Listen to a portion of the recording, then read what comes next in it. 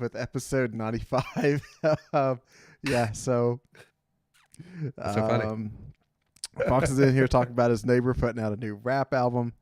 We got a few things to It's cover. not a new album. It's a new YouTube video. Let's not. Let's call it what it is.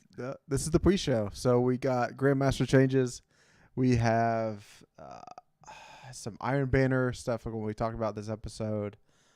Some economy changes. And what we're kind of looking forward to in the game right now.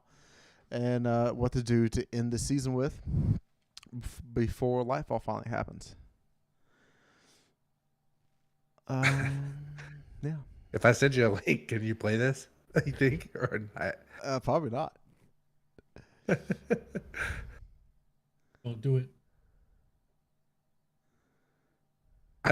I don't think that we can get DMCA'd for this. There's no way. Are you playing put it the through link your in the mod? Conquerors and we'll listen to it later. I feel like everybody deserves this. All right, go ahead and send it, and then I'll see what I can do and see if what it starts playing through.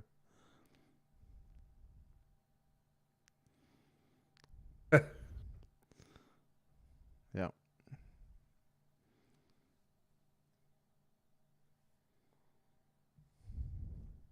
What if I just pushed it in the chat? That should work, right? Yeah.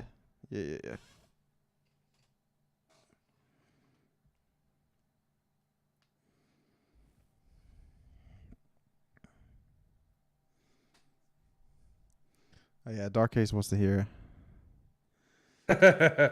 What's up, Dark?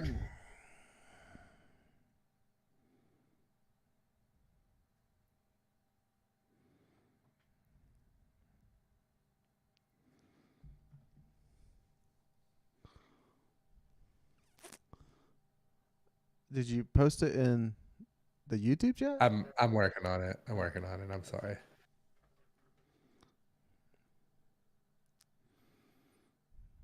Can't even find our stream. Oh. I found Are it you on sure my we're phone. live? Well, we have to be live. There we I found it are. on my phone. So There we are.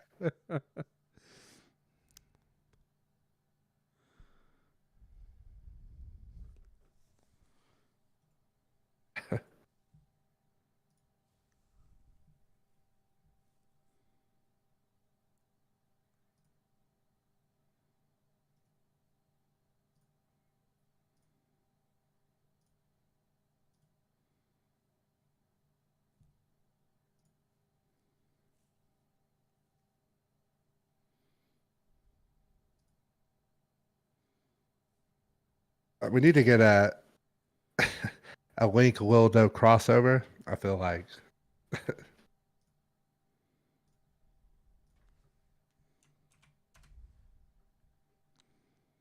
it says, oops, something went wrong every time I try to do it. I'm trying to in Chrome and Edge.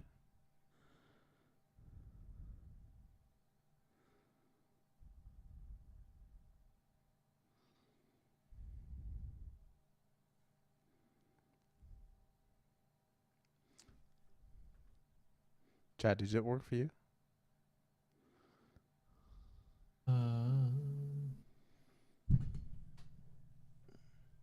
Oh my God. Copy. His name's Lil Doe. Yeah. Don't hate. Mr. NotRyanFox says absolute banger.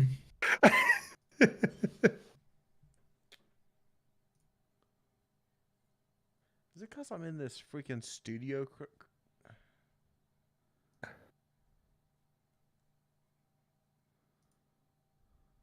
I posted another link. Try that.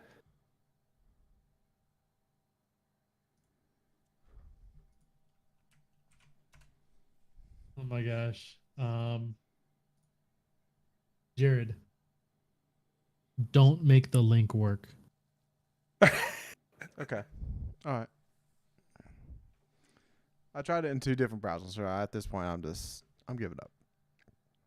Yeah. Dark Haze, Hopefully it works. I'm for you, so Dark. sorry. I'm so sorry, man. That is some mom's basement dwelling ass rock and fucking rap I've ever heard in my life. There goes our F-bomb for the episode. Yeah, In the pre-show. well, You got it out in the YouTube. pre-show. Yeah, that's a pre-show special for you I- guys. Good on him for doing it. You know, Yeah. it takes a lot of nut. I'm assuming he only has one left from some kind of accident to get that one out there. Absolute banger. Good on dude. him. Good on him. Absolute banger. Should I wouldn't have the balls to put that out there in the world. Yeah, Dark Haze. I want my 2 minutes, 25 seconds back. I agree. Oh, man. you guys, you need to I'll hear never some be of able his to other unhear that. songs. No, I don't. I just want you guys to know that was shot in my hometown. So if you look real close, you can see my local speedway in the background.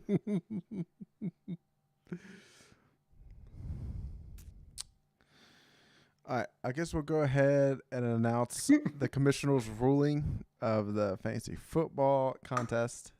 So, the NFL botched it completely. The championship had one of the championship playing teams had 3 players in the Bills and Bengals game, which they stopped, which rightfully the game should have stopped. However, the NFL botched the rescheduling of the game and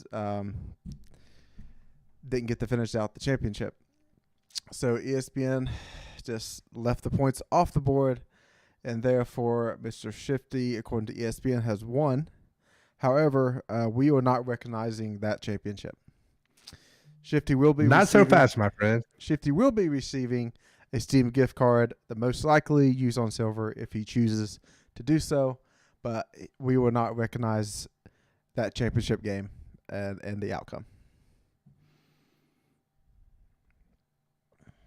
I liked my idea better, I have to say. I do like the idea. So Fox's idea was pretty good, is that you build the teams on Madden and then have the computer completely send the game out, and whoever wins. I don't own Madden.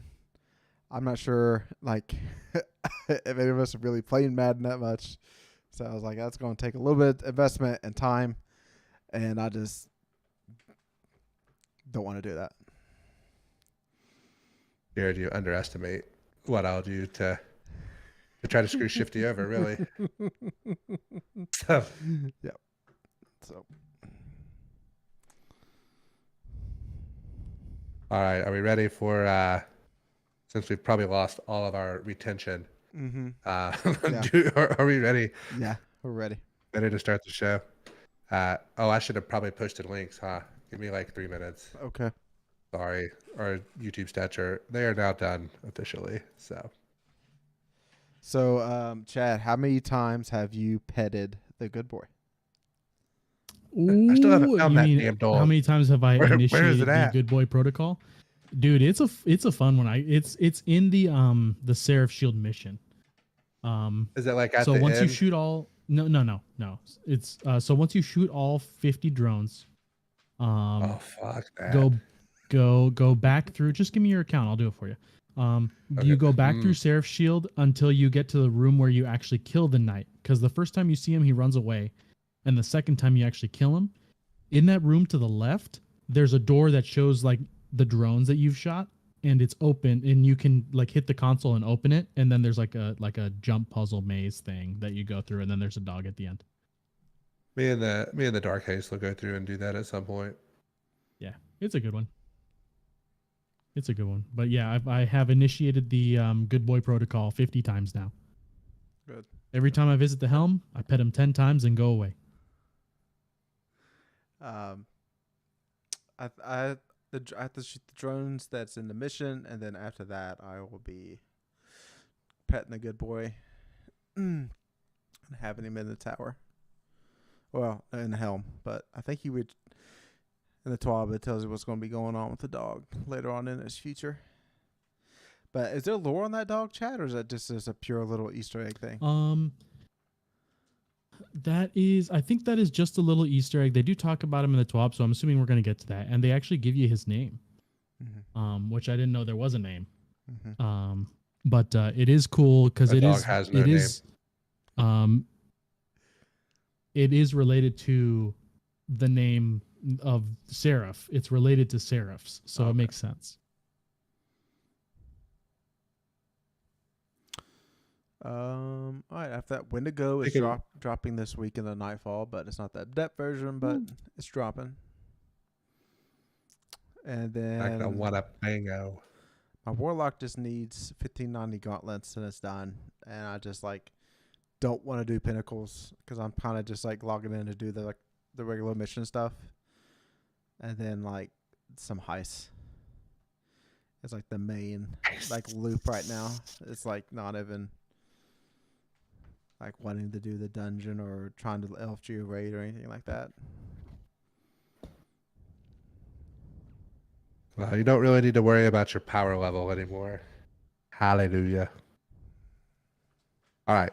We are ready, I think. Okay. Solo cup. Aha. All right. I'm ready to push a button. You ready? Yep.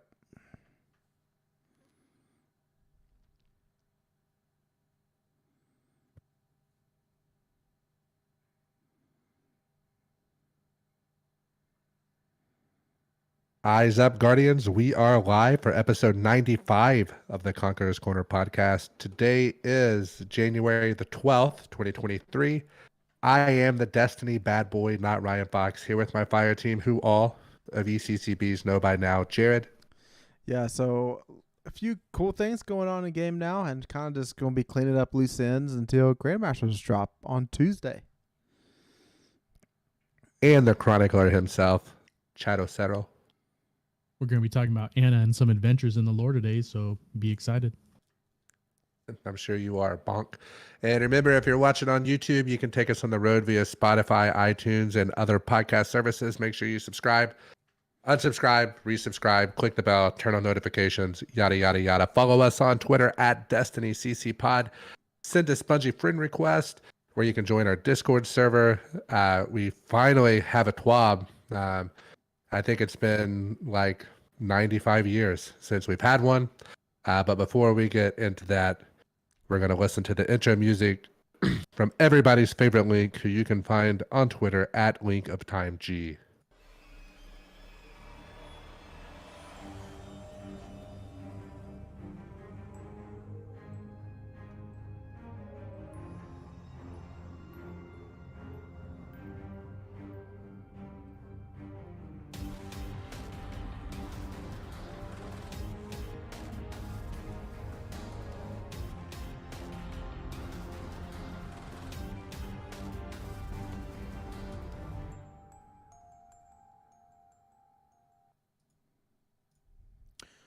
All right, everyone. As Fox mentioned, we finally have a TWAB, and a lot of good information here. And first off is just a few dates that's for the remaining of the season. So GrandMasters start January 17th.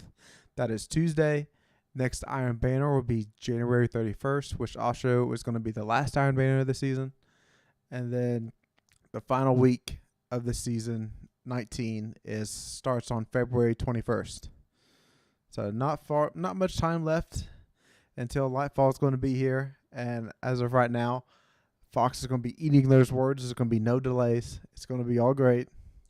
And it's going to. I hope so. My vacation is scheduled around it. I got a week vacation that week, so I hope it comes out. I'm just guessing probably. I haven't figured out if they're going to do it at the last week of January or the first week of February when they tell us that it's getting pushed. All right. So we mentioned GrandMaster starting on Tuesday. There's going to be some changes to what it's going to take to get into GrandMasters. So number one is they decrease the power level needed to enter GrandMasters by 25 to 1580, which is the powerful cap. and then they decrease the overall power level of Grandmaster's activity by 10 to 1620. And the current power difference of negative 25 for all enemies is still in effect. So yes, you can enter at 1580, but at that point the enemies would be 40 light levels above you, and getting to 1595 will get you to like normal Grandmaster, how it feels and everything else. So 1595 is still what you want to be for Grandmasters. So that's 10 less than what we originally thought. Hallelujah. That saved me probably like 5 hours of grind this weekend. And by grind, I mean run repeatable bounties, which is a nightmare to do. So Fox is very happy with this. I am concerned with Bungie's decision to do this. I think it sets a bad precedent for the game moving forward. And Fox, we probably won't go ahead and get it all out now, but Grandmasters are a pinnacle activity that should take training and mastering other parts of the game in order to go in and do, right?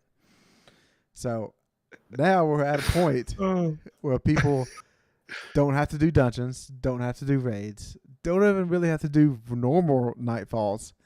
It can just jump into Grandmasters when they come around in week 7.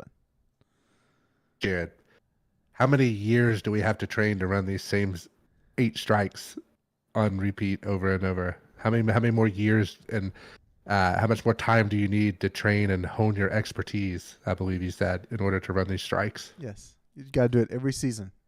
Doing this again will build character. And you know that. Osiris said it best. Yeah. Listen, here's the real thing. They're eventually going to be getting rid of the power cap, the power level, the leveling that we have. This is kind of a stopgap until they do whatever they're going to end up doing.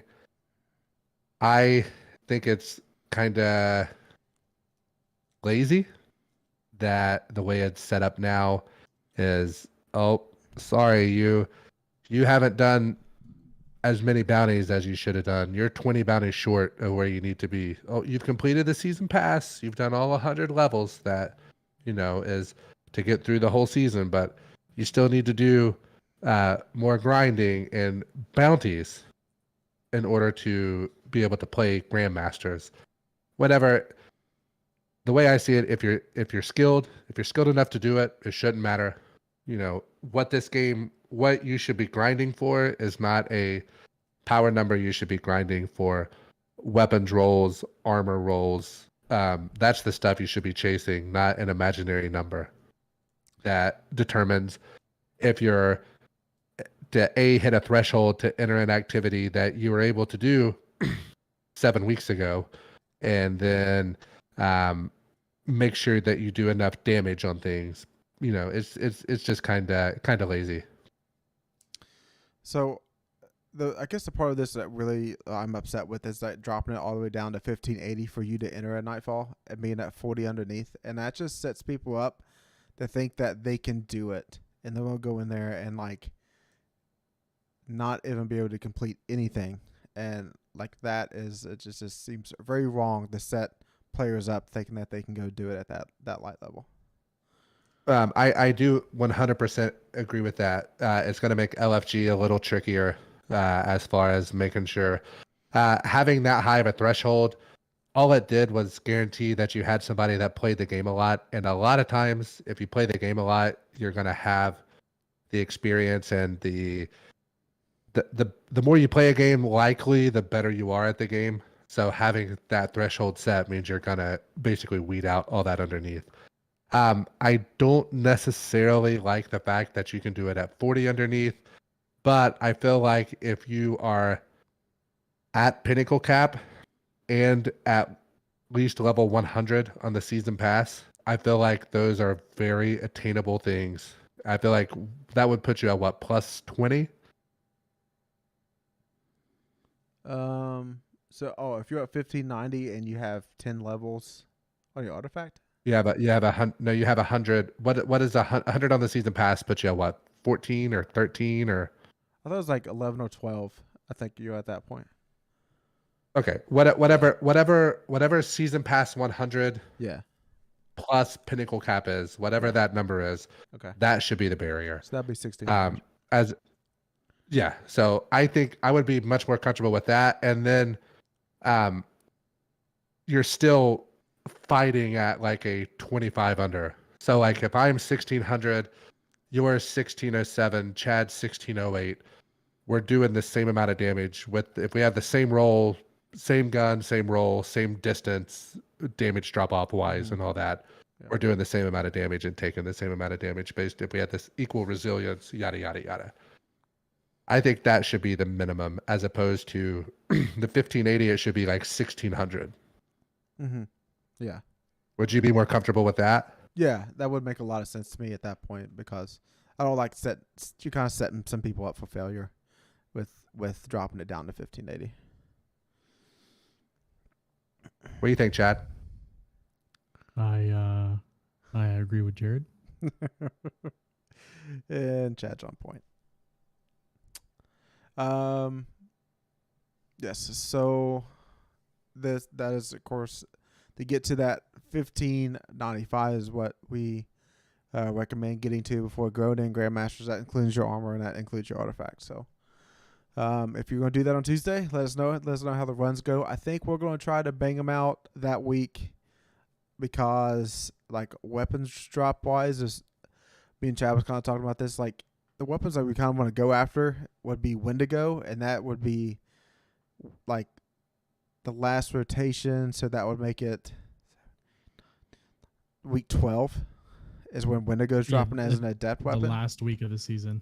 Yeah, so at that point, like my sword is get them all done, and it's dropping on Warden of Nothing week, and that's not a hard Grandmaster.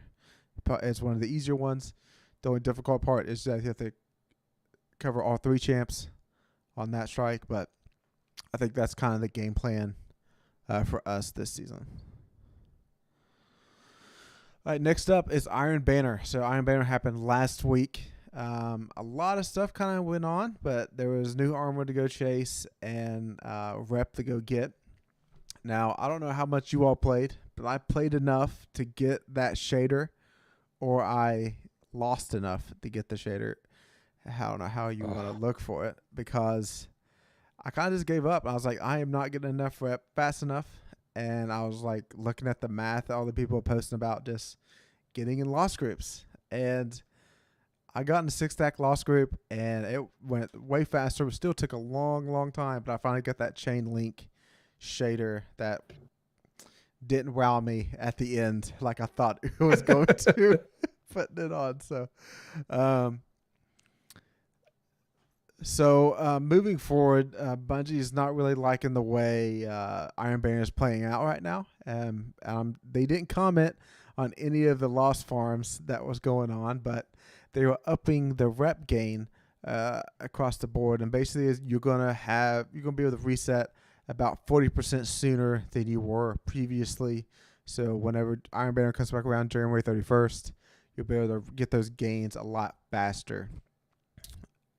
And starting next season, in season 20, Iron Banner will go back to being 3 times per season, which is what it always should have been.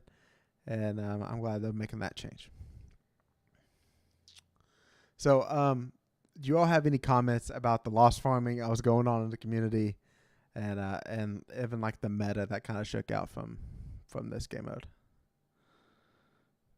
I mean, least resistance possible. That's if you have. What's the difference between that or unplugging an Ethernet cable to kill Crota back in the day?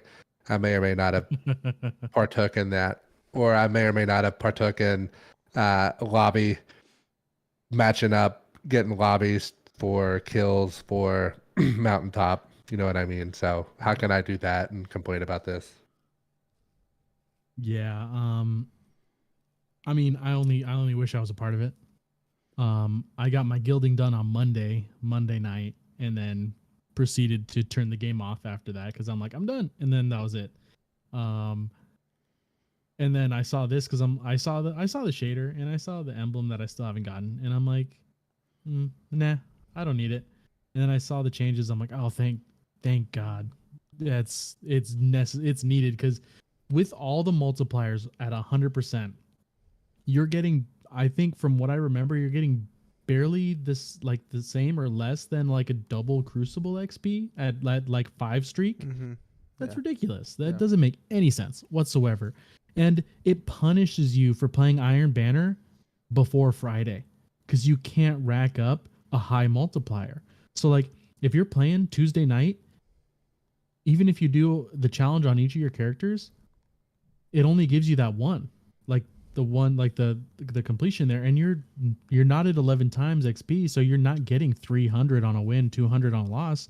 You're getting way less than that. So it's like, let me play my, like, either I'm not playing Iron Banner till Friday to do all the challenges straight, or I'm just doing my one challenge for the, like, on one character each night, and then I'm moving on and doing something else. And then I'm not paying Banana until the weekend, which is dumb. So they even specifically said that they wanted to make these changes so that more people felt like they felt like more people would get into Banana starting Tuesday night versus waiting till Friday, which is definitely a thing that I think they needed to do. Because if I don't have a squad on in Banana, I'm not playing until Friday when all the challenges are active and I can just grind it out. But if I'm playing with a squad, I'll play my matches until I get a challenge done, switch characters, do that, and just kind of hang out and have fun. But if that's not the case, like a lot of people that are solo players, I just wouldn't play it until Friday and just do all the challenges. Yeah, the Lost Farms kind of was pretty cool that the first 30 seconds was actually intense because you wasn't sure if the other team was Lost Farming too. So it was like a mad rush for B, and then whoever won B kind of won the match, and then the other team just gave up. So it really was like the first 25 seconds, 30 seconds of the game decided who won or lost, and then like you just emoted the rest of the game and just lost. So it was pretty cool. How long did it take? How long was each game roughly? 3 minutes was a pretty efficient Lost Farm. 3 minutes per game. I just don't have it in me, man. Yeah. I just, Uh, especially for a shader. Yeah, the juice wasn't worth the squeeze in the end. I have to say. Yeah. How long did you sit there? I stayed up till like 12:30 Monday night to get it done, and I like never stay up that late on a work night. So Right. yeah, Tuesday was rough. So Yeah. yeah, Did you tell everybody about your shader when you got to work? no. I did find out one other person I work with does play Destiny, but he's a Sony fanboy. So Oh, yeah. So all right, next up is mods. And something we probably complain about a lot for newer players and like trying to get people into the game was about like mods and like creating builds or like telling like what you need to run for like doing nightfalls to make them easier, how to get charged with light and well mods. And Bungie finally did it. They just gave mods to everyone, instantly unlocked for everybody in the game. This is wonderful. And just overall huge quality of life. And I'm on board on this one. Absolutely, 100%. Yeah, there's really nothing else to say about that. Yeah, probably. That's all I got to say about that.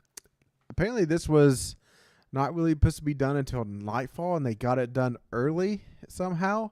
And then next week, we're getting a bigger blog post about how build crafting and mods are evolving going into Lightfall.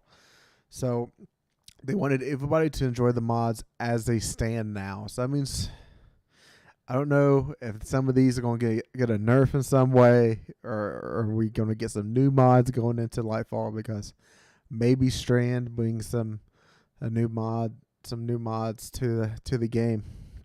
We'll have to find out next week. All right, next is about being focused and focusing weapons. So as of right now, like until next week, like focusing weapons can be very, very expensive. It's either 250 or down to 50 legendary shards per focus. So if you're focusing a depth weapon, and that's happening in trials, it's 250 legendary shards per. And then if you're focusing for Trial or Osiris, normal weapons, Banner, Crucible, and Gambit, it was 50. So that is now dropping to 25. And then Adept weapon focus is dropping to 50. So that's really good across the board. And also Glimmer cost is also coming down. So Bungie also called out all these people for being Scrooges and hoarding all these legendary shards for all this time. But, you're not taking them away. And I just don't want to spend them. At that point, I can probably stomach focusing some more weapons at 25 per. But I'm glad it dropped from 50. Yeah, I spent all mine one time, and then I've had to build it back up ever since. Some would say it was. What's that gun doing now? It's sunset with the other best parts of this game. So, how many legendary shards was it? I did 12,000 initially, but I think over the course of the season I spent somewhere between 14 and 15,000. So, and now I'm back up to 12 or 13, somewhere back, kind of pretty close to where I was, but Chad, never did get the perfect roll that I wanted after all that. Yeah. That gun's not even. They haven't brought a crafting version of the Last Hope, have they? No, but there's been guns out that have been similar. It was a 3-burst sidearm that had good range, and you could get Feeding Frenzy Rampage or Feeding Frenzy multi-kill clip on it. So, and you could get good range, and that gun just straight melted. Sidearms were tough, and you could PvP or PvE it. Man, it is nasty there for a season or two.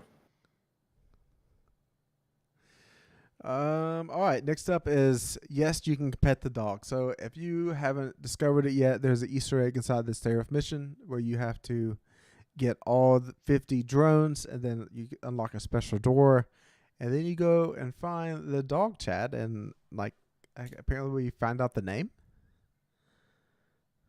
Yeah, they put the name in here. His name is Archangel. So in biblical lore, Archangel is a very high class of angel. It's not as high as the Seraph, which is the highest class of angels, but it's right below that. So Archangel being inside the Seraph station makes sense. He's just chilling. I feel like they call him Archie. I feel like they missed it. It should have been Bark Angel. So I think they kind of missed the. That's way better. Yeah, that's way better. From now on, we'll just call it Bark Angel. So, yeah. So you get to go and be in the helm. Chad can't do that, sir. That is not the official name.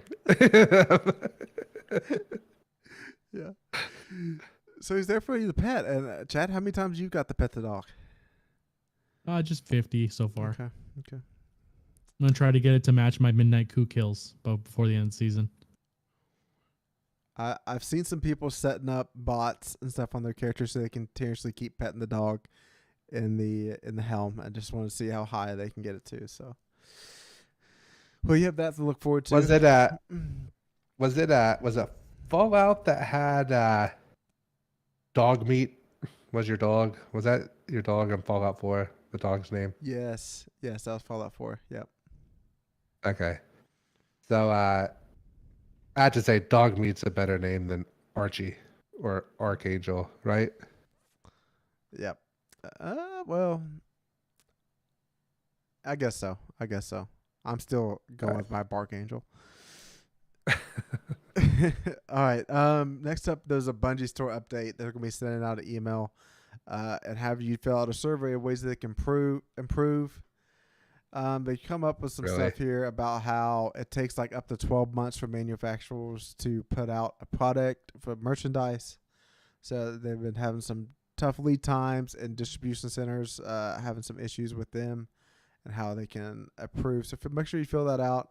And I always see at least one good upvoted Reddit post a week about somebody completely losing the order.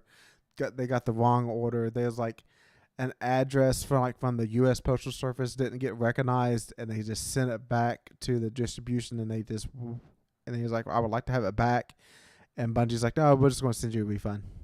You're just not going to get it instead. So a lot of tough stories out there with Bungie support. Me personally, I had one issue where I got the wrong hoodie, and I just sent the hoodie back, and I somehow, by a miracle, ended up getting the right hoodie. So I clearly, like, I was one of the few good stories that's come out, but yeah, just didn't know what I got like a Titan Guardian Games jacket instead of like the Oh, I would Splicer have hoodie, taken that. and I was just like, this is not what I ordered. So I think they should have American sizes instead of like Eastern sizes. I'll put it that way. They're American sizes to me. Like, yeah. Let's just say their jacket, their 3X isn't what a 3X that I would normally have here. That thing I could have just straight ripped it, right through the back. So yeah. But I've ordered probably 10 to 15 things off the website over the course of the years, and I've always got everything. It just always takes like stupid long amounts of time compared to any other store on the planet that's on the internet. Mm-hmm. Like, I ordered something off Bethesda's thing for my wife, and like I got it in like 2 weeks. I'm just like, man, like, this is pretty crazy. So, man, I don't know what they're doing, but they need to maybe Sony will help them out, and that would go to distribution. All right, just another reminder here. RIP IP Stadia.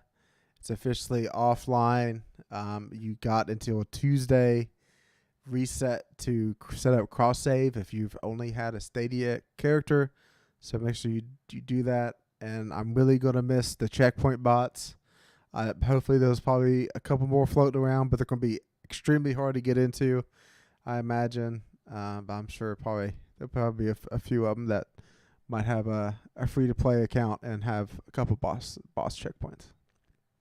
If there's a will, there's a way. Yeah. The traveler will provide. Maybe I should like set up like an old Xbox or something and try to like create a new play account or something like that and do that. So all 3 gigs of RAM in it. Yep. Probably can't even load it up. Just never mind. So all right, we finally had a TWAB back, and it was decent. Some good dates and stuff to look forward to. All right, now we're going to talk about our 3 likes and dislikes from this week of playing Destiny. So we all been like varying our play times here or there, and for me, maximizing the 6-stack loss farming of Iron Banner was pretty fun, and just like doing different emotes with people, and just totally taking it relaxing. It was just like kind of had YouTube up on the second screen, watching it, and just really efficient way of earning Iron Banner rep and just relaxing in the game was really fun.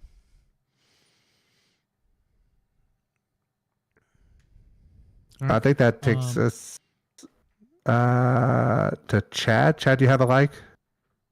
Yeah, because Iron Banner was last week, and this week is basically just lore before GMs next week, and I think next week is the last seasonal thing before they do their finale or whatever they're gonna do. It's a very light week this week, so I got all my characters already done with the seasonal stuff, and I'm like, I can chill. Gambit is ×2 if I want to do that, but next week there's another challenge that comes out, I think. So I can just relax, hang out, run some friends through dungeons or not, play some Pokemons, do whatever I want to do. Super chill week for me. So I'm happy about that.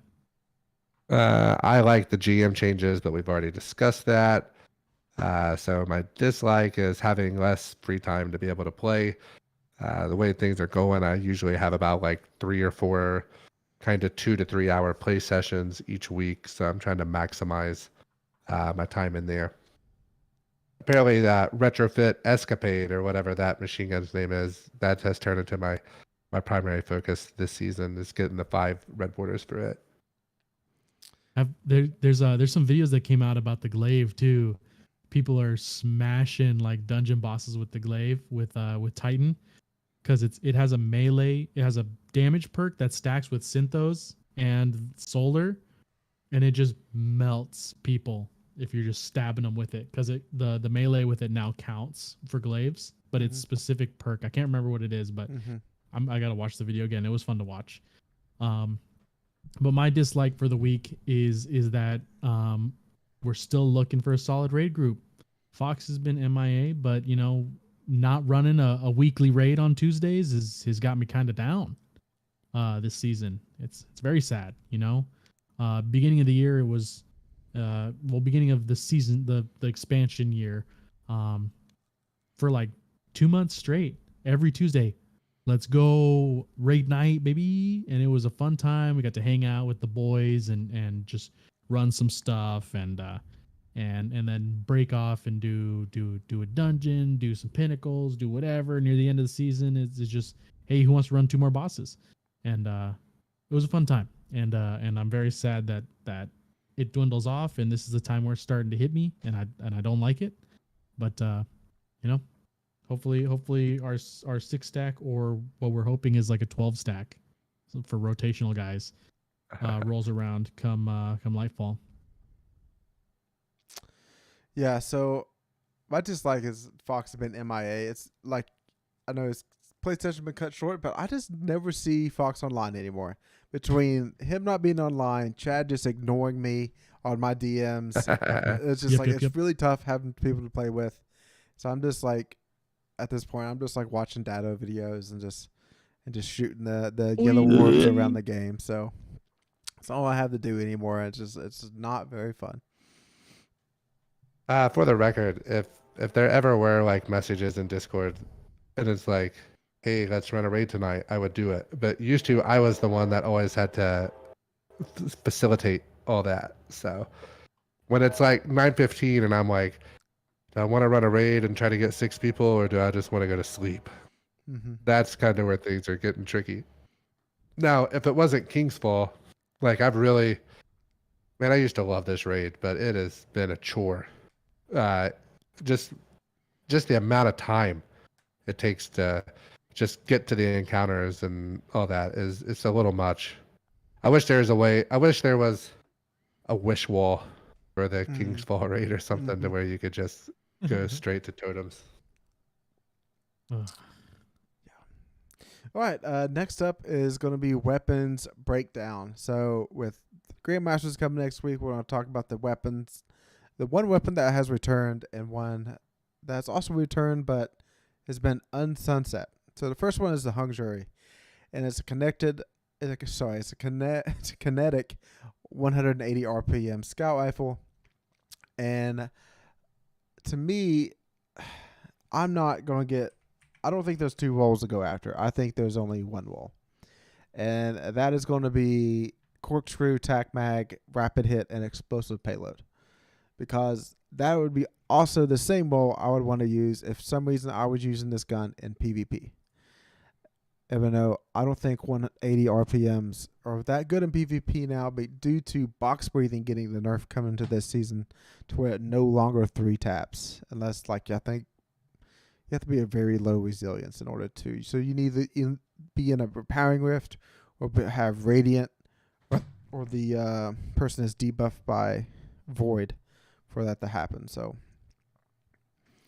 that's where I'm at. And not to mention, this gun, for whatever reason, takes up like so much of your screen whenever you use it. It's I think the visibility makes it not real fun to use, and it also hurts because this was like probably my favorite non-exotic weapon from Destiny 1, but it is just not fun to use. But you are right, there is 1 roll to rule them all for both. All right, and then the other weapon is the Wendigo GL3. Now, this weapon was originally a pinnacle weapon, and It had blinding nades with auto-loading holster and explosive light. And you can't exactly get that now, but you can get something very close to it. So there's no longer blinding nades in second column. So basically you're only going after spike nades since it's a heavy grenade launcher and PvE. So it's quick launch spike nades with auto-loading holster or field prep. So you got two options in that third column. And then the fourth column, in my opinion, you have four options with explosive light, forecourt, or cascade point. Now, I think what's going to be happening with cascade point is like it's going to be dependent on what other weapon you're using for DPS. So what's coming to mind with that would be like if everyone is using Outbreak Perfected and you're like getting a lot of those rapid hits that you're going to proc cascade point, you can switch to and just dump that whole magazine and you're pairing that with auto-loading holster and you're going back to Outbreak Perfected and going back and shooting a boss. But I think the most simple one to go for is auto-loading holster with explosive light and have that forecourt in the background in the back pocket just in case there's some bosses that are really far away and you're able to proc forecourt. I always thought Wendigo had a cool sound too. I really like that grenade launcher. Makes me think of the that hybrid that we had for a few seasons where you got to kill the little fat boys coming through. Galran. Yep. Crown of Sorrow, right? Yep. Yeah. PvP for Wendigo, it's Flawless, no big deal. It's it's kind of. I don't think grenade launchers are really that fun in PvP, but if I want to pick one, quick launch spike nades with impulse amplifier and golden tricorn. Just like if you're running an arc build, you're probably on Arc Titan if you're running arc, so it's probably pretty easy to chip down with a grenade launcher, get a melee or grenade kill, then the other two nades do pretty massive damage. And all right. That takes us to Gambling Corner. And in the spirit of Grandmaster's coming this week, we are going to do our first Grandmaster. We all have to ante 2000 and we choose who dies first. So you want to choose the person that is going to die first. So you can't pick yourself because that's going to set you up to just run off the map at the start. Can't be having that in there. Mm-hmm. I'm going to say first death is Jared. So, I mean, I think I'm like the favorite when it comes to first death because I'm probably the most aggressive player of the three, easily. So it's a good point You're there. right. I'm not going to pick you, Fox, because I know you're going to be on that stasis for a lot, sitting back here there and Just be like a shell. yeah. So I'm gonna have to pick Chad on this one, and maybe he gets caught in a bad Titan jump and gets sniped out of the air or just like in a weird corner somewhere. So I think that's the only way that I'm gonna win. No. Well, just to make sure there's not two winners, I'm gonna guess Mr. NotRyanFox himself. Yeah, you can't go wrong with the Destiny bad boy. I should have mentioned that our Glimmer count right now, Jared is absolutely running away with it. Jared has 18,000 Glimmer. I have 6,000 Glimmer. Chad has 6,000 Glimmer. And if we run out of Glimmer, which is Chad and I are going to be over halfway there. We're going to be living on our prayers next week. One of us will be, perhaps both. What we have to do, we have to delete a weapon out of our vault, and the other two determine how much Glimmer that weapon is worth in order to buy back in. So if I delete like a god roll of a weapon that's no longer obtainable, that will likely fetch more Glimmer than deleting like a weapon that is craftable, for example. Like a craftable weapon that's like has a very high level, it will be worth more due to the leveling that was put into the weapon. So like if Chad had like that 156 level Ostrowstriga, I think is what it is at this point. That would be worth a lot. And a legendary version that would be worth 10 would be the Gnawing Hunger. That was Overflow Rampage. That you can only get like during one season, like after the sunset of Reckoning. And I think a couple of us still have one or two of those floating around in the vault. Oh yeah. So Never got it. Always ready. All right. Actually excited to do some gambling corner this week in Destiny. So we know Fox is actually going to show up and play for that when the gambling corner is involved. I do not believe we're having a half-baked take this week. So that brings us to lore. And Chad, what do you got for us this week? Ooh, this week we are talking about the Spire of the Watcher armor. I already alluded that we're gonna do it last week, but the Spire of the Watcher armor is set up to happen after we've already raided the Spire. We follow a team, and they're introduced to us from the helmet, so we'll get right into it. So the helmet, Anna Bray stands from behind her workshop monitor, followed by her ghost, Jinju. The Vex did what? Neek peeks over an adjacent monitor. The Guardian thwarted their attempt, Osiris responds. Anna sits back down with a sigh. Here I thought we only had to deal with one robot. Osiris raises a finger in protest. The Vex aren't Anna cuts in. We need to make sure they can't try it again. A while back I found a pillory bunker, made sure only Rasputin could access them. Clearly the Soul Divisive didn't get the memo, Anna says, collecting equipment around the workshop. They'll try again. Osiris nods, the potential of adventure drawing his lips into a smirk. Then I'll go, no. Anna dashes past Osiris. It's your night to watch the Colonel. I'll outsource a posse. 3 rugged guardians crowd a wooden table in the ether tank. Anna spots their Tex Mechanica gear in the crowd. She sends Neek through the mingling bustle of Elixian human patronage to order refreshments from the barkeep. Anna saddles up to the table, slaps her hand down. Wasn't sure you'd show after our talk. No one likes dealing with Vex, gunslinger. The awoken hunter, Earp, grumbles from below the brim of his hat. Anna smiles and tilts her head, which is why I'm paying you for the trouble. We accepted before some of us knew we were dealing with robots that delete you from existence. A leather-robed exo-warlock, Moss, too, leans forward, followed by a ghost hovering close to his head.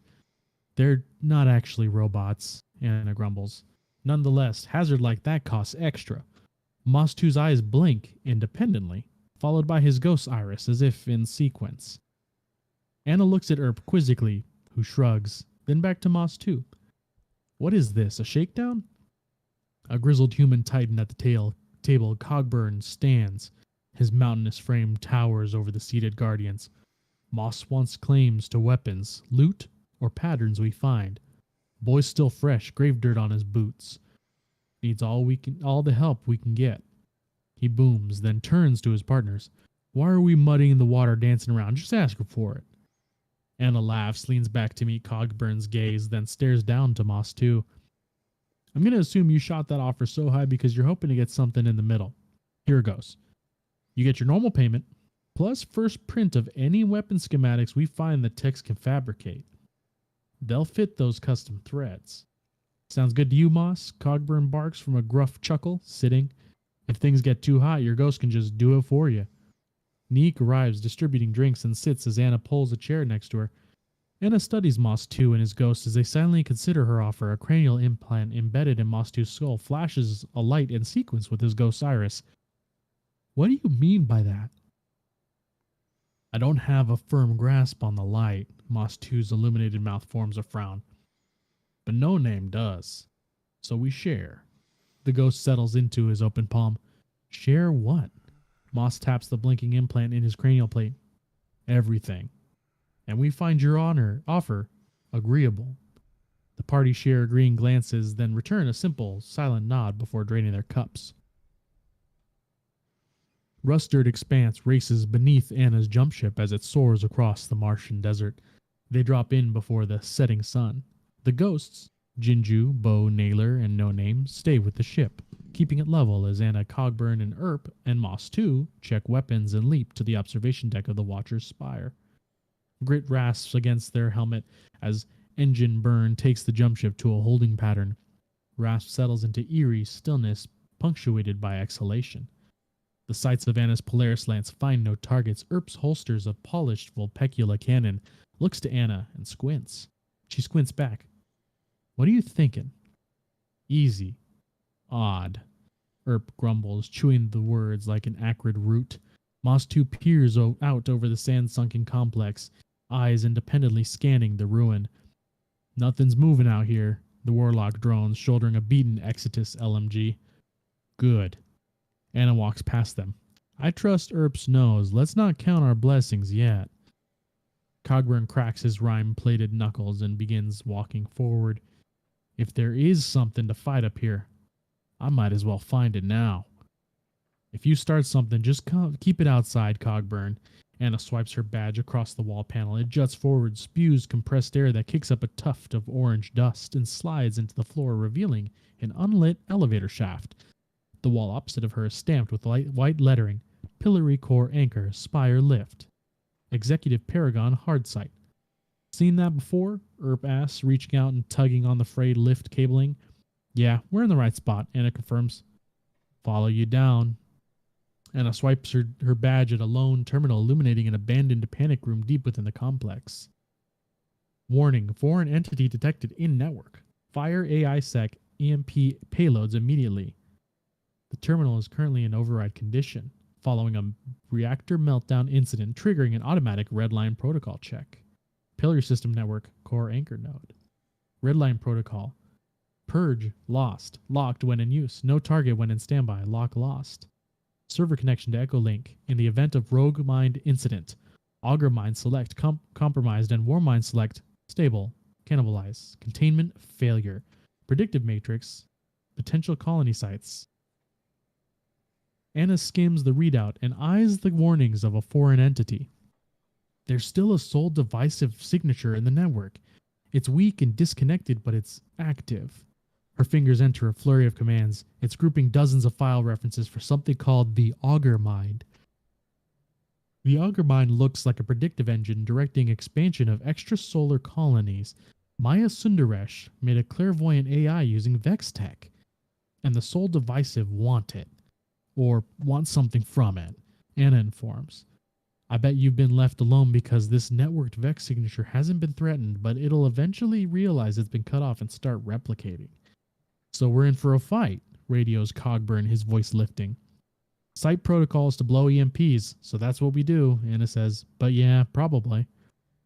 How does an EMP affect me? Moss 2 radios, voice uncertain. You'll be fine. Great, but we're leaving empty-handed? Moss 2 protests. Like hell, Anna retorts, sifting through console's directory. I can compress this entire site's data, including these frontier armaments schematics, into a few engrams within minutes. Then we spin up the EMPs and make sure the sole divisive can never use this place again. Cogburn chuckles over the channel. There, you can replace that rotten piece of wood you shoot bullets out of. Maybe you can finally stop using your fists, quips Moss 2. Anna cuts in. Before we start the compression, I'll have to quarantine the sole divisive signature, and it's not gonna like that. Gunslinger, Earp's voice cuts through the chatter. What do you need from us? Terminal 0 link active, flashes across Anna's wrist display. It'll be about 5 minutes from the beginning of the quarantine to the EMP detonation, she says, striding back over into the observation deck. Jinju, you ready for that transfer uplink? Whenever you are. We'll need to hold the observation deck and keep it clear for Jinju to bring the ship down. Once the EMP starts spinning up, transmats can get a little squirrely. Moss, you, that big gun of yours, and I keep the skies clear. Earp and Cog, sweep the deck. Moss 2 takes a deep breath and racks his machine gun. Earp pauses from loading cylinders, charge running from his fingertips to grunt acknowledgement. 5 minutes shouldn't be a problem, Cogburn states with confidence, his eyes noting points of cover terrain. We'll need about 30 seconds to clear effective range of break atmo. Or, we crash, so account for that. Anna loosens 18 kelvins in its holster, then unslings Polaris Lance. Ghost, I want ghosts. I want you calling out contacts from up there. Take away their element of surprise. Jinju, will do. No name. Moss 2 blinks unevenly. No name on Overwatch. Nailer, keeping an eye on the situation. Bow, targets will be marked. Anna sets into position and looks to her wrist display. Here we go. Terminal 0 link, activate, initiate AI sec, EMP fire all. T-5. T-459. Erp is the first to see the Soul Divisive materializing. Hobgoblins marked. The Soul Divisive belonged to the witness, I hear. Erp draws and sends shots singing from his vulpecula through hobgoblins until expending into his cylinder. He takes to the edges of the deck, reloads mid-dodge over a searing line rifle beam, and flicks a skip grenade into their ranks. Nailer, more snipers marked. I wonder if their radial area is different from the main collective. Jolting arcs breaks the hobgoblin formation. The remaining Vex pivot their attention to him. Arc amplification surges through Erp, shortening the span between him and his enemies. He hits their formation like a bolt, jumping through open receivers, weaving chains of electricity through the outer ring of the deck, dancing around Soul Divisive frames with knife, cannon, and striking bolt. Cogburn's about to die. Erp covers the distance to Cogburn's attacker in a flash. He slides, rolls between the Minotaur's legs, delivers a thunderous counterblow uppercut that leaves the Vex blind open. The hunter levels his hand cannon, his target vulnerable radiolarian globe, and fires, leaving a frigid headstone in its place, which Cogburn pulverizes into shards with a backhand. T-342. You have contact straight ahead. Cogburn lunges forward as enemies swarm the deck, shattering goblin after goblin with behemoth fists like stasis-encrusted pistons. He looks over his shoulder to Anna and Moss 2, clipping targets out of the sky. Erp drawing a circuit through the Vex at his flanks. Minotaurs phasing on your left. 3 new materialized Minotaurs open fire. Cogburn is already in motion and slides under the blasts on stasis sleep before hurling a glacier grenade to cover his advance. Stasis crystals encase the closest Minotaur and Cogburn crashes through it with shattering force, destroying them all. Damn fine work. That's why I raised you. You're the closest I could get to a Cabal. Gunfire incoming right. Cogburn draws his barricade through a dark sieve. A wall of stasis erupts to his right against the barrage. He dashes through it and into the Vex attackers, wrapped in hoarfrost, mimicry, and destruction. His fists rain on the Soul Divisive in avalanche to bury them around under the darkness they claim to serve. Cogburn stands in a heap of twisted frames. Radiolarian pools freeze solid at the lips of his boots. A shot flies over his shoulder, downing a harpy. He tracks it to Anna at the southern deck edge. T-159. Anna Bray skewers a 5th harpy, causing it to combust in a solar blast that scatters the Vex descending on the southern deck. She hears Moss's gun running low, then a Cyclops phases into being below the deck. Anna flings a gunpowder bomb high into the air and sparks it with a shot from her rifle, demolishing a dozen Vex with a booming explosion to open a firing window on the Cyclops. Anna, they're targeting the support structures. As more Cyclopses phase in around her, Anna slings Polaris Lance and thrusts her empty gun hand forward. Solar flames ignite in her palm, forged into golden gun. The heat of her shots leaves molten trench that pools of simmering light that drip over the observation deck. Her golden rounds combust the air and sear holes through the eyes of each Cyclops aiming to topple the spire from underneath the fire team. How long, Jinju? Under a minute. Get ready. I'm starting my run. T-45. Moss 2 braces his left arm and opens the barrels of his LMG to unleash a deluge of void into the darkening sky. Harpies take evasive action, but many succumb to the hail of heavy munitions before they can align firing solutions on the Warlock. From Moss 2's right hand, an empowering rift flows, coaxing the child of the old gods from non-existence into descending Vex, detonating built-up volatility into a chain of violet consumption. Moss 2/No Name takes cover to reload, and the Vex rain laser fire upon them. A host of Minotaurs push his position. His right eye juts to the advancing Minotaurs. His right hand snaps toward them, palm open, and discharges a handheld supernova that deletes all but one Minotaur. It phases to his backside. Moss 2 drops his machine gun and draws a sidearm, but the Minotaur's too fast and drives a metallic arm through the Warlock's gut, pinning him to the deck. Take cover, now! Moss 2's body shudders, his eyes sink, then he unleashes a shockwave of Nova Warp erasure, detonating the shield of the Minotaur, pinning him and devouring it entirely. To stitch his wound, the warlock raises like a marionette, floating in violet singularity. Jinju is nearing the deck. Moss 2 will cover the retreat. Moss 2 speaks as light stitches their wound, eyes moving independently of each other, his voice layered with another, unfamiliar and frying with interference. T-0, Jinju brings the jump ship down through the screen of laser fire, breaking speed just long enough to stabilize near the observation deck. Anna leaps aboard, lays down covering fire for Cogburn to slide in and shield the ship from harm with glacial walls. Herb boards with a flourish, hurling an arc staff into the sky to stick a harpy like a lightning rod and clear the air for takeoff. Moss 2 is the last aboard, void volatility flittering off his body as Jinju punches the engines. The fire team blasts off towards the safety of the sun, followed by a wave of electrical distortion that leaves the complex dark and littered with fried soul divisive frames. Now, there's not often in the lore that we actually get like a fight sequence fully written out. So it's cool to see that. Moss is definitely interesting. Being a new guardian, his eyes move independently. So like an iguana, he has a bigger field of vision so he can track more stuff happening at once. And because of his ghost no name is controlling his abilities. So imagine if someone else also had control of your body and was able to control your super, your grenades, and your class and every ability without you having to think about it. Like basically having your 6 by being part of you as well. It's like it's pretty rad to see that, and it's definitely neat because I don't think we've ever heard of another Guardian doing stuff like that. But like that ghost was able to unleash a handheld supernova on its own without Moss even seeing what's happening, and unleashing the Nova Warp for him at that moment. So it's pretty crazy. Wish my ghost would do that for me sometimes. You know, it'd be nice just to automatically drop a bubble down if like something was chasing after me or something. Yeah.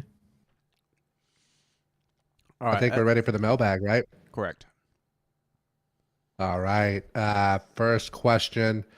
If you could pick your own colors for a shader, what would they be? Bonus points if you have a clever name for your shader. Okay. I have mine ready Go ahead. because I saw these earlier today, so I kind of been thinking about it. I would choose 2 shaders. The first shader would be like this color blue and this color white, and then the second shader would be like this color white with this color blue. That way I could have like a home and away jersey to put on. Yeah. And how we don't have just a plain blue and white shader, you know, I'll never understand. Mm-hmm. Especially since I was able to do it in 2004 in Halo 2. I could make exactly what I wanted. Yeah. So we're coming up on 20 years. I can't. So for me, I want matte black with the royal blue, like going through, like highlighting things that's here or there. Now a name for it, you know, like what is? I think I've been to a couple steakhouses whenever like they have a clever name for a steak with blue cheese on top of it. I just can't remember what it would be, but that's like.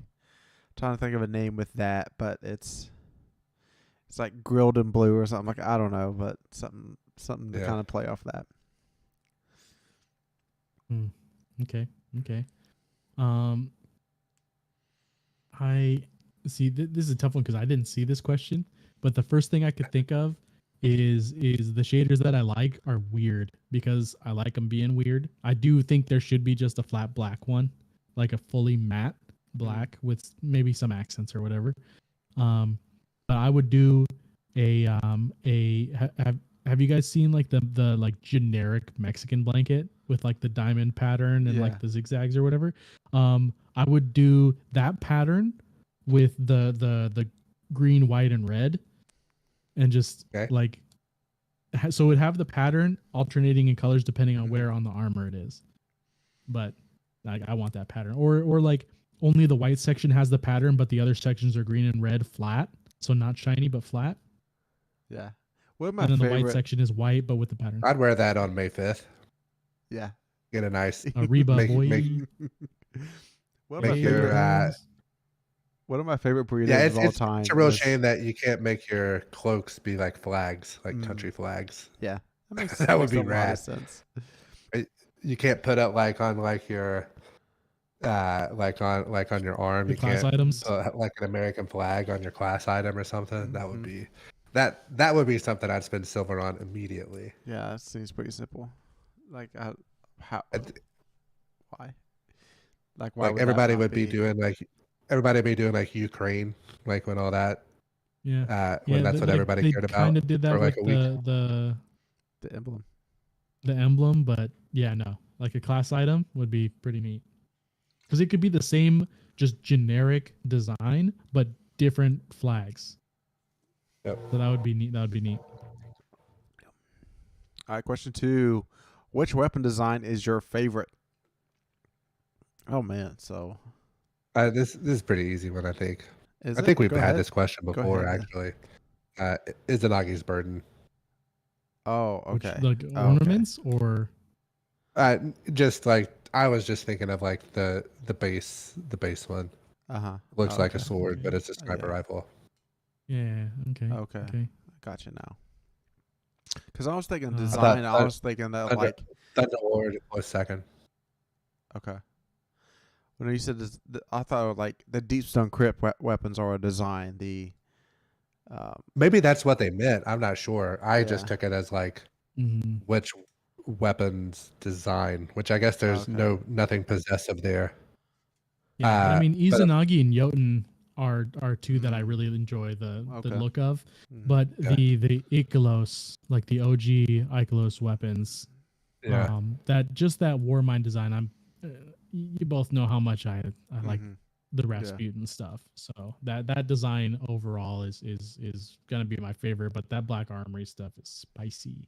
If I pick a weapon, I think Outbreak's a pretty good one too. It is. Outbreak is amazing. If I pick a And, weapon, it's what's gonna be the- Thorn. Because Thorn, they make it look so yeah. well. It's pretty unique. Yeah. And what's the one of your fusion? The big dog back from the day Sleeper in Mars. Signet. Yeah, Sleeper, sleeper. Another. Question 3. It just says Shax versus Halo announcer. I guess it would be like, which would you rather listen to? I'm the Halo announcer all the way. Yeah. Yap shot. Killing spree. Did he say anything for Splatter? When no, he didn't. But yeah, no, Halo, far and away is the play there. But that's obviously because we enjoy that very much. Overkill. So yeah, the I Halo didn't hear that one announcer. very much, but I did. He had like a lot of one offs. Like Shaq's like goes Yeah. on like a few words at a time, and they'll just start screaming sometimes into Yeah. the No, mic. you just need one or two words to say what you mean. Shaq's is a little more hype than what the Halo announcer is. You know what I mean? Like he's more of a hype man. No, I just want a guy to tell me what I did. Yeah. Yeah. King of the Hill, or tell me what game I'm playing. I was like, oh, okay, cool. I know where I'm going. Oddball. Oddball. Hold the ball to earn points. Yeah. Thank you, sir. All right, question 4. By the way, you can get a cameo. That guy's on Cameo. Yeah. But he's like $200 because I looked into. You guys are almost got a I'll cool split Christmas that with you, gift. man. But like, I will happily split that with you. yeah, I thought To about have him getting him do for the like an outro. outro. Thanks for listening to Conqueror's Corner podcast. You know? Yeah. But- So good. We're gonna talk after this. All right, question Cool. 4. Go Any ahead, Jake. guesses on how the season will end? Do you think there will be an event that shuts down the game servers for a day or two prior to the expansion release? I already know how the season ends, so I'm going to abstain from answering this. Wow. Okay. Chad, do you I mean, know? do you want me Did to you read pretend it? like it's my own original thought? No, I don't want you to do that. I haven't been spoiled about that one yet. I Yeah. don't think he's told me exactly what happens at the end of the season. You want to be? No. No. At least not until next Tuesday. Because I don't know if I can wait 5 weeks for the end of season thing. But I know right now they're saying hold the line and stall so that Zivo Wrath's plan doesn't go off, because the main thing is like, well, if Rasputin gets the upgrades and kills all the hive, then Zivo gets powered up and then she can invade. But if Rasputin doesn't get the upgrades and the hive kill us, we still lose. So either way, it's going to be a lose-lose situation.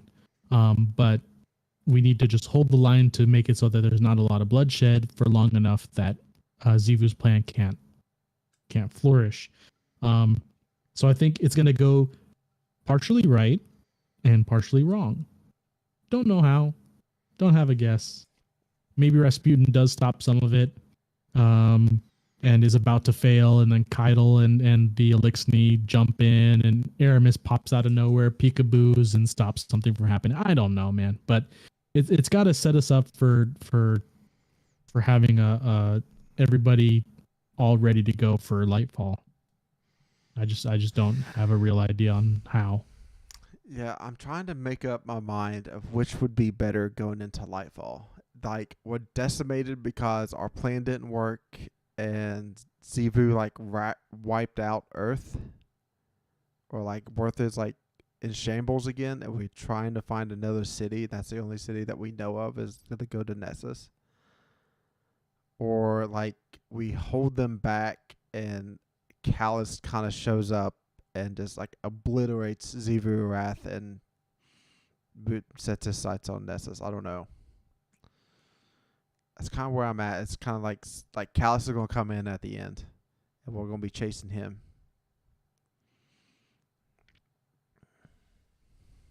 So that's me.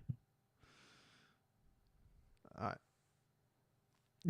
All right. Last question.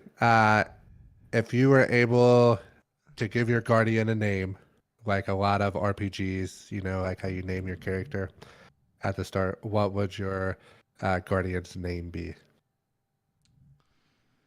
Your main or all three? I'm assuming we're picking our main. You should probably, I definitely. Mine would be Dumb and Dumber would be my other two that I have. So Dumber being the hunter, right? Something like that, yeah. Man, this is a tough one. That is a really hard one. So what? Chad acts like he hasn't already have lore for all his characters written out. And, Ryan, you gotta stop talking like somewhere. this, man. You gotta stop putting me on the spot. I don't appreciate it. I don't know. Mine would probably be like Buster or something like that. Like, Okay. or Ryan, just super original with that. Yep. I understand that. Hmm. Man, this is a good question. I wish I had like on the spot good answer for this. Well, hold on. Let's just save it. Let's save it for next week. We'll leave it. Okay. We'll leave it in the hopper. Everybody had to take a week to think about it. All right. Okay, And- if we're taking a week, we gotta also add in and the ghost. Because literally Okay. the Guardians I just talked about in the lore, all their ghosts had names, and one of them very specifically was named No Name. Like on purpose, he was named No Name, not Ghost. They don't call him Ghost, they call him No Name. Oh, no name. Yeah. So- Yeah. And Okay. he was a probably- new he probably Guardian. He went still to had the desert. he still had grave dirt on his boots, so he was brand new, and he named his ghost. So Yeah. I'm gonna add that to here. Okay. But yeah, All we're right, good. We'll carry that over. All right, that brings us to the end of the show. I think did we make it under an hour 10? I think so. If, Oh if yeah, you- I gotta if hurry you're up not- though. if you I gotta talk- hurry. Make sure you follow us on Twitter at DestinyCCPod. Remember, if you're watching us on YouTube, you can take us on the road via Spotify, iTunes, and other podcast services. I'm going to let these other two boys sign off here. Yeah, we're at the point in the season where we're just looking for stuff to do. So if you want something that involves a group, let us know, and we'll run through it. Yeah, we definitely, like I said, we are very sad that we don't have a solid raid group. We are happy to teach. King's Fall is a very, very good teaching raid. So we're more than happy to run people through it. There's lots of other raids that rotate in, and we're more than happy to run any of them. Dungeons as well for Jared and I for sure. Ryan might not want to spend time in dungeons with his limited amount of time, but raids for sure. Go Cats. Love you guys.